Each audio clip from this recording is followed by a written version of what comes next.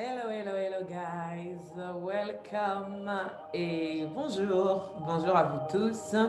J'espère que nous allons bien. J'espère que nous avons passé un agréable week-end par la grâce de l'Éternel Dieu. Nous sommes de retour ce lundi après-midi dans notre rendez-vous hebdomadaire Living a Life for Christ où nous allons passer un moment ensemble dans la présence de l'Éternel et à travers les Écritures. Et je suis convaincue que le Seigneur va nous faire du bien par sa grâce. Donc, bienvenue à vous tous qui vous connectez. Bienvenue à vous tous qui nous rejoignez maintenant. Que Dieu vous bénisse. Les keremoshe takayondorobo. Les remo kayamaki derekiyamama. Les kariotorobo shetekeyendorobo. Welcome to everybody. I got something more than gold, something more than love. I got something more than gold. It's all I got. Nous écoutons Judith qui chante More Than Gold. Et pour expliquer à quelqu'un les paroles du cantique, la servante de l'Éternel, la chantre de Dieu dit « J'ai quelque chose qui vaut plus que l'or. J'ai quelque chose qui vaut plus que l'argent. J'ai quelque chose qui vaut plus que toutes les richesses de ce monde. » Elle dit « J'ai le Seigneur Jésus-Christ de Nazareth. » Et parce que j'ai Jésus-Christ de Nazareth, c'est la chose la plus importante. C'est ce qui a le plus de valeur dans ma vie. Est-ce que quelqu'un est d'accord avec elle? Est-ce que quelqu'un est d'accord que Jésus-Christ vaut mieux que ton mariage? Jésus-Christ vaut mieux que ton compte en banque et tous les millions que tu as accumulés jusqu'à présent. Jésus-Christ vaut mieux que tous les diplômes que tu as accrochés sur les murs de ta maison ou sur les murs de ton bureau. Jésus-Christ vaut mieux que tous les voyages que tu as pu faire jusqu'ici là et toutes les nations que tu as parcourues. Que Dieu nous bénisse tous. Bonjour à Papa Sanogo. Bonjour au pasteur Olivier de Boli et à son épouse Sylvie de Boli. Bonjour à Precious Ele Ishale Kereboche Teke Yandorobo. Je bénis la vie de chacun d'entre vous.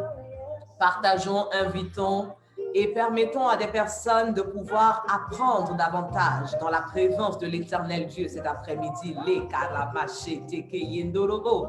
Comme la biche qui soupire près d'un courant d'eau. Seigneur, mon âme soupire après toi. Something more than gold. I've got something more than... Hey, quelqu'un, Jésus-Christ est mieux que tout. Il n'y a pas... Quand on regarde, pour ceux qui connaissent les marchés boursiers, quand on regarde sur les marchés boursiers, que ce soit le Nasdaq, que ce soit le CAC 40, peu importe la place boursière, les valeurs ont chacun, les actions, ont chacun une valorisation. Je dis même l'entreprise qui a la plus grande capitalisation boursière n'équivaut pas à Jésus-Christ de Nazareth. L'entreprise qui est la plus cotée en bourse n'équivaut pas à Jésus-Christ de Nazareth.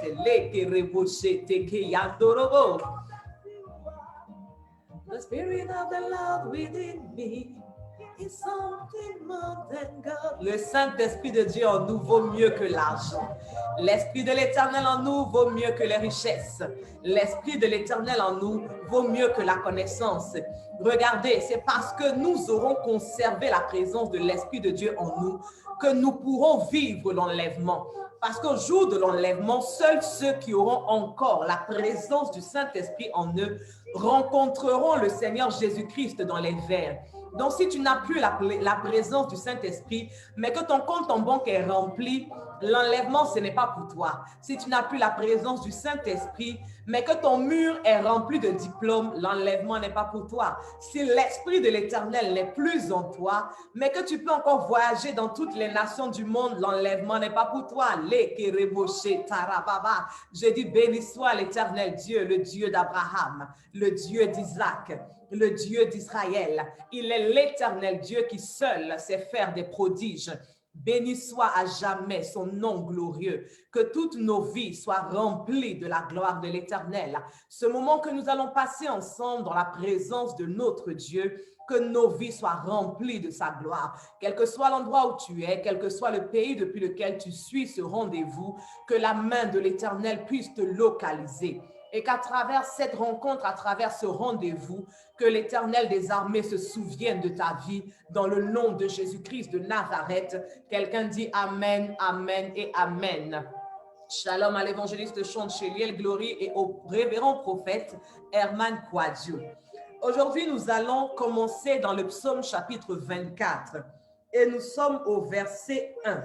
Le psaume 24 au verset 1 dit ceci: à l'Éternel la terre et ce qu'elle renferme, le monde et ceux qui l'habitent. C'est une vérité absolue. La terre, le monde et tout ce que la terre comme le monde renferme appartient à l'Éternel. Ça veut dire que tout ce que nous voyons au quotidien dans le monde, tout ce que nous voyons au quotidien sur la terre appartient à l'Éternel. Tous les animaux qui rampent sur la terre ou qui volent dans les airs appartiennent à l'Éternel. Chaque être humain, quel que soit le continent, quelle que soit la nation où tu es, tu appartiens à l'Éternel. Alors nous ne sommes pas les maîtres de notre vie. Nous ne sommes pas propriétaires de notre existence puisque nous avons déjà un propriétaire. Le psalmiste l'appelle l'Éternel. Et partant de ce principe, partant du principe que la terre et ce qu'elle renferme, le monde et ceux qui l'habitent appartiennent à l'Éternel, nous allons dans l'évangile de Matthieu. Matthieu au chapitre 25. Et nous allons considérer une parabole du Seigneur. Une parabole que la plupart d'entre nous certainement connaissent déjà. Je parle de la parabole des talents. Elle vient juste après la parabole des 10 vierges. La parabole des talents, comme celle des 10 vierges, est une image que le Seigneur donne à ses disciples en ce qui concerne son avènement. Ils lui ont posé une question en Matthieu 24. Ils lui ont demandé: Seigneur, comment saura-t-on que c'est ton avènement et que c'est la fin du monde? Alors, dans le processus de la réponse, dans l'explication que le Seigneur Jésus-Christ leur donne, à un moment, il va leur donner des paraboles, il va leur donner des images. Et à travers ces images, c'est un message que le Seigneur leur passe. Alors, nous sommes dans la parabole des talents. Le premier verset est le verset 14, dans Matthieu chapitre 25. Il en sera comme d'un homme qui, partant pour un voyage, appela ses serviteurs et leur remit ses biens. Ici, le Seigneur compare le royaume des cieux à un homme qui a dû partir pour un grand voyage, mais avant de partir, il a pris des précautions. Tout ce qui lui appartient, tout ce qui est à lui, il l'a confié à des serviteurs. Il l'a confié à des personnes qui étaient dans la maison avec l'instruction de pouvoir faire fructifier ce qu'il leur a donné. Ici, le verset ne dit pas expressément que le maître leur a demandé de faire fructifier cela. Mais de vous à moi, lorsque quelqu'un part en voyage et que la personne te confie ce qui lui appartient, qu'est-ce qu'il attend de toi? Il attend que tu prennes soin de cela. Il attend que le jour où il va revenir, que tu lui rendes des comptes par rapport à ce qu'il t'a donné. Lorsque nous partons, nous qui avons nos maisons, nous avons nos enfants, quand une maman doit s'absenter et elle laisse ses enfants dans la main d'une personne, quand elle revient de voyage, elle attend que la personne lui rende compte de comment ça s'est passé en son absence. Et pendant son absence, elle attend que la personne prenne soin de ses enfants. Donc, elle attend de cette personne que tu donnes à manger à des heures régulières aux enfants, que tu les accompagnes à l'école, que tu les accompagnes aux activités extrascolaires. Elle ne te dit pas explicitement ce que tu dois faire. Mais à partir du moment où on t'a confié une charge, cela sous-entend qu'il y aura des comptes à rendre par la suite, n'est-ce pas? Gloire à Jésus. Donc, la parabole commence en disant que le maître a remis ses biens. Le verset 14 dit: les biens appartiennent au maître. Les biens n'appartiennent pas aux serviteurs. N'oublions pas le psaume 24, verset 1. Tout ce qui est sur la terre et tout ce qui est dans le monde appartient à l'Éternel. Donc, les biens sont les biens du maître et il les a confiés aux serviteurs. Et quand nous poursuivons la lecture dans la parabole des talents, nous voyons qu'il a remis des talents à 3 serviteurs. mais il n'a pas remis le même nombre à chaque serviteur. Mais aujourd'hui, je veux qu'on s'attache sur un des serviteurs, celui qui a reçu un talent. Parce que quand le maître est revenu et que le maître a commencé à demander des comptes, chacun a eu à dire quelque chose au maître. Mais la réponse de ce serviteur-là m'a interpellée. Nous sommes dans Matthieu 25, les versets 24 à 25. Quand le maître pose la question au serviteur, qu'as-tu fait de mon talent que je t'ai donné? Voici la réponse du serviteur. Celui qui n'avait reçu qu'un talent s'approcha ensuite et dit, Seigneur, je savais que tu es un homme dur, qui moissonne où tu n'as pas semé et qui amasse où tu n'as pas vanné. J'ai eu peur et je suis allé cacher ton talent dans la terre. Voici, prends ce qui est à toi. Gloire à Jésus. Il répond au maître, il dit, je sais. Je sais est une affirmation. Je sais que toi, là où tu n'as pas semé, c'est là où tu moissonnes. Là où tu n'as pas vanné, c'est là où tu amasses. La réponse du serviteur m'a interpellée. Parce que le verset 14 dit, les biens appartenaient au maître. Les biens appartenaient au maître. Gloire à Jésus. Et le serviteur ici, à travers sa réponse, est en train de dire au maître, moi, je n'ai pas voulu travailler pour toi. Parce que tu m'as confié ton bien, c'est vrai. Mais moi, je n'ai pas envie de fournir des efforts. Moi, je n'ai pas envie de suer. Moi, je n'ai pas envie de me fatiguer pour que toi, tu bénéficies du résultat de mon travail. Et beaucoup d'entre nous, c'est la réponse que nous disons au Seigneur Jésus-Christ. Les talents, à cette époque-là, ce sont des mesures de poids. C'est aussi utilisé comme de la monnaie. Mais de notre temps aujourd'hui, lorsqu'on parle de talents, on les compare aux aptitudes que nous avons, aux capacités que nous avons. Et le psalmiste au chapitre 24 nous a dit que nous appartenons à l'Éternel. Alors tout ce que nous avons, si je sais chanter, si je sais faire de l'administratif, il y a des personnes où ce sont des bonnes personnes dans l'administratif. C'est-à-dire que si tu as un dossier à la préfecture, si tu as besoin de faire une demande d'emploi, si tu as besoin de faire une demande de logement, Dieu leur a donné l'intelligence et la sagesse pour ce genre de choses. Il y a des personnes qui sont de bons gestionnaires. Si tu as du mal à gérer ton argent, que tu t'approches de ces personnes-là, Dieu leur a donné la capacité, la sagesse, l'intelligence pour savoir gérer l'argent. Il y a des personnes qui sont de bons cuisiniers, c'est-à-dire qu'ils savent bien préparer. À chacun d'entre nous, Dieu a donné une aptitude, une capacité. Mais n'oublions pas une chose, c'est que quel que soit ce que chacun de nous sait faire, à la base, c'est Dieu qui nous l'a donné. Ça ne nous appartient pas. De la même façon que les biens n'appartenaient pas aux serviteurs, mais appartenaient au maître, ça ne nous revient pas de droit, ça ne nous appartient pas. Mais aujourd'hui, je sais chanter. Et quand on me dit, viens chanter pour le Seigneur, je dis, je n'ai pas envie. Pourquoi moi, je vais mettre mon don au service des autres pour qu'eux, ils en bénéficient? Je préfère aller faire des concerts où je vais avoir beaucoup d'argent et je vais remplir mon compte en banque. Je n'ai pas envie que quelqu'un d'autre moissonne là où il n'a pas semé. Je ne veux pas que Dieu vienne moissonner dans un champ où il n'a pas semé. Je ne veux pas que Dieu vienne accumuler quelque chose où il n'a pas planté. C'est ce que nous répondons à Dieu.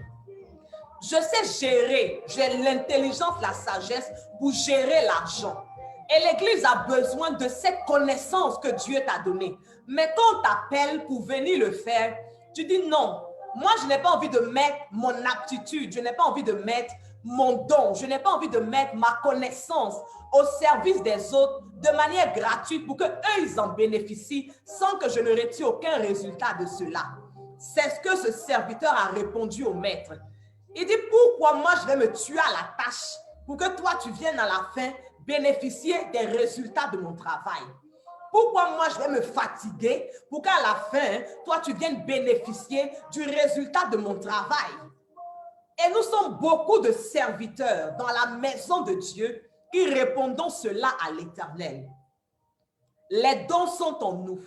Les aptitudes sont en nous. Les capacités sont en nous. Mais nous refusons de les utiliser pour faire avancer l'œuvre de Dieu et pour aider notre prochain.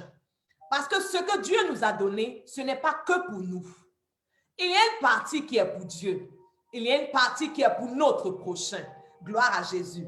En Matthieu 25, verset 40, le Seigneur répond aux disciples. Il dit à chaque fois que vous faites quelque chose pour l'un d'entre vous, c'est pour moi que vous le faites.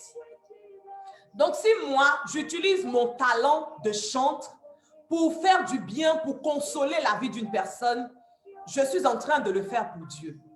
Si j'utilise ma connaissance dans la gestion de l'argent pour aider mon frère, ma soeur qui a des difficultés à gérer ses finances, c'est pour Dieu que je suis en train de le faire. Si j'utilise ma connaissance dans l'administratif pour aider un frère à remplir un dossier pour un logement, à remplir un dossier pour avoir un travail, à remplir un dossier pour avoir ses papiers à la préfecture, c'est pour Dieu que je suis en train de le faire. Et toutes les fois que je le fais pour mon prochain, je le fais également pour Dieu. Mais nous sommes devenus égoïstes. Nous serrons nos talents près de nous. Quand ça nous concerne, on est prêt à les utiliser. Quand ça remplit nos propres intérêts, on est prêt à le faire. Mais dès qu'il est question de faire bénéficier quelqu'un d'autre de cela, on refuse. Je préfère chanter dans mon église. Mais quand une autre assemblée a besoin de mon talent de chanteur, je ne veux pas. Je préfère le faire quand c'est dans le cadre de mon église, mais en dehors de ça, je ne veux pas. Dans le cadre de mon association, je peux faire des directs sur Facebook où je vais annoncer les événements de l'association. Mais quand on me demande de venir utiliser mon verbe, parce que j'ai la capacité de parler facilement, quand on me demande d'utiliser cette aptitude pour parler de Jésus-Christ, pour inviter les gens à accepter le Seigneur, là, je n'ai plus envie de le faire. Nous préférons faire ce qui remplit nos intérêts. Mais la Bible déclare que le serviteur qui a refusé de servir le maître avec le talent qu'il avait reçu, il y a eu une conséquence pour le serviteur. Donc, nous allons au verset 28. Et le maître répond au serviteur, il dit, ôtez-lui donc le talent et donnez-le à celui qui a les 10 talents, car on donnera à celui qui a et il sera dans l'abondance. Mais à celui qui n'a pas, on ôtera même ce qu'il a. Et le serviteur inutile, jetez-le dans les ténèbres du dehors, où il y aura des pleurs et des grincements de dents. Frères et sœurs, le Seigneur Jésus-Christ est au milieu de nous déjà. Il n'est plus à la porte, il est au milieu de nous. Il nous observe chaque jour. Il observe nos faits et gestes. Il observe notre attitude. Il observe notre comportement. Mais comment va-t-il nous qualifier? Est-ce que nous serons qualifiés de serviteurs utiles ou nous serons qualifiés de serviteurs inutiles? Parce que le serviteur inutile, la Bible déclare que non seulement on lui a retiré son talent pour le donner à quelqu'un d'autre qui avait été utile, mais en plus de cela, on l'a jeté dans les ténèbres. Nous revendiquons notre appartenance au Christ. Nous revendiquons notre appartenance au corps du Christ. Mais soyons utiles à ce corps. Soyons utiles à notre prochain. Chacun de nous sait faire quelque chose. Chacun de nous est capable de faire quelque chose. Et tu vois ton frère, tu vois ta soeur qui est en train de souffrir. Tu vois ton frère, tu vois ta soeur qui est en train de s'enfoncer alors que tu as la réponse. Alors que tu as la solution pour lui ou pour elle. Tu vois ton église qui est en train de s'engouffrer dans une situation impossible alors que tu peux aider. Ne soyons pas des serviteurs inutiles. Ne soyons pas des serviteurs qui allons terminer dans les ténèbres du dehors. Ne soyons pas des serviteurs qui allons finir dans le feu éternel. Servons Dieu. Servons notre prochain avec tous les dons que nous avons. Le temps est très court. Il ne nous reste plus beaucoup de temps pour mettre nos talents au service de Dieu et de notre prochain. Alors toi qui sais faire quelque chose, ne me dis pas que je ne sais rien faire. Parce que ce serviteur, le maître savait qu'il n'avait la capacité de gérer qu'un talent. Et Dieu sait que le seul don qu'il t'a donné, c'est ce que tu peux gérer. C'est pour ça qu'il te l'a donné. Mais pendant que tu es assis dessus, ou alors que tu l'utilises uniquement quand ça t'arrange, tu n'es pas en train de faire un bon travail. Servons Dieu. Servons véritablement le Seigneur. Et servons notre prochain. Parce que toutes les fois, comme je l'ai dit, qu'on sert notre prochain, on est en train de servir Dieu. Gloire à Jésus-Christ de Nazareth. Que quelqu'un ne dise pas, moi je fais beaucoup. Tu fais beaucoup parce que Dieu t'a donné beaucoup de talent. Tu fais beaucoup parce que Dieu t'a donné beaucoup de capacités. Et je sais que pour ceux qui sont comme le serviteur qui avait 10 talents, parfois tu es fatigué. Parfois tu dis, mais pourquoi c'est toujours moi? Pourquoi c'est moi qu'on sollicite pour faire ceci? Pourquoi c'est moi qu'on sollicite pour faire cela? Alors qu'il y a d'autres personnes. Mais si on te sollicite beaucoup, c'est parce que Dieu t'a donné beaucoup d'aptitudes. C'est parce que Dieu t'a donné beaucoup de capacités. Alors toi qui es fatigué, je prie que l'Éternel Dieu renouvelle tes forces. Mais ne baisse pas les bras. Ne rechigne pas à le faire. N'enlève pas ta main dans l'œuvre. Continue de le faire. Continue de te battre. Continue de travailler. Parce que ta récompense sera grande dans le ciel. Ta récompense sera grande dans le ciel. Je dis à quelqu'un, ta récompense sera grande dans le ciel. Ne baisse pas les bras. Les karabachés tekeyendorobo. Que Dieu nous bénisse tous cet après-midi. Je voulais nous encourager à servir l'Éternel. Je voulais nous encourager à ne pas être comme ce serviteur qui dit au maître, moi je n'ai pas fait fructifier ton talent parce que je n'ai pas envie que tu bénéficies du travail, du résultat de mon travail. Les dons ne nous appartiennent pas. Ils appartiennent à l'Éternel. Alors travaillons pour le maître. Travaillons pour notre Seigneur. Parce que nous aurons tous des comptes à rendre. Que Dieu nous bénisse cet après-midi. Je suis donc l'évangéliste Brigitte Basse de Super Born to Serve, la fille spirituelle du docteur Olivier Bonny, que je salue et je dis Père vie éternellement. Et je vais vous présenter les ouvrages nouveau format de mon Père spirituel. Nous avons les clés de la grandeur pour tous ceux qui veulent devenir grands en Jésus-Christ de Nazareth, c'est-à-dire en conservant le salut de notre âme, sans la vendre au diable, sans tisser des alliances démoniaques ou sataniques. Les clés de la grandeur s'adressent à nous. La parole de Dieu à notre portée, parce que la Bible contient la pensée de Dieu et que la pensée de Dieu est codée. Nous avons besoin d'éléments de décryptage de cette pensée de Dieu. Alors la parole de Dieu à notre portée va t'aider à décoder la pensée de Dieu dans tes méditations quotidiennes. Et le décryptage du psaume 23, l'Éternel est mon berger, je ne manquerai de rien. Ce ne sont pas juste des mots, ce ne sont pas juste des paroles. Derrière chaque verset du psaume 23, il y a une pensée de Dieu pour te bénir, une pensée de Dieu pour ton élévation, pour ta bénédiction, pour ta guérison. Alors, je vous invite à me contacter en inbox pour savoir comment vous procurer chaque ouvrage. Ils sont en français et ils sont en anglais, disponibles dans tous les pays et sur tous les continents. Merci de me contacter en inbox et je vous expliquerai comment vous les procurer. Que Dieu vous bénisse tous. La sœur Adassa Eve. Dieu te bénisse, my sis. Gracie Reject. May God bless you, sis. Dieu bénisse Maman Dorothée et tous ceux qui ont été connectés cet après-midi. Je n'ai peut-être pas vu le nom de tout le monde, mais je prie que Dieu vous bénisse parce que vous avez mis une pause dans votre emploi du temps du lundi pour me suivre. Que Dieu vous bénisse. Continuez à partager la vidéo.